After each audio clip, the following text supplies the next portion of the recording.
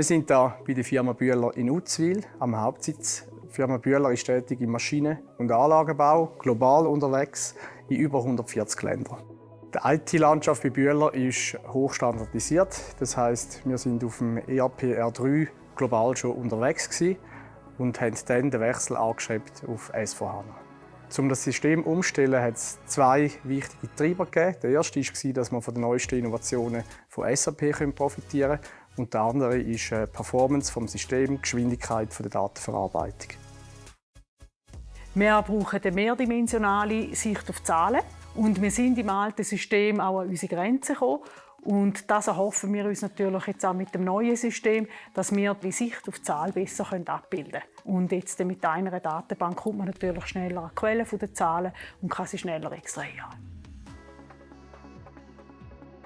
Bei uns in der Finanzwelt, wir wollen ins neue Hauptbuch, in das sogenannte New GL migrieren. Wir wollen dann gerade auf Universal Journal gehen. Wir wollen den sogenannten Document Split einführen.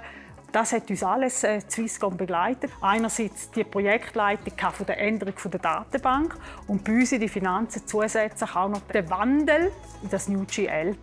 Bei der Swisscom hat es natürlich viel dabei gehabt, die natürlich auch schon internationale Erfahrungen hatten. Sie haben die Rechnungslegungsnormen in diesen Ländern schon kennt. Sie haben auch die Anforderungen von diesen Ländern kennt.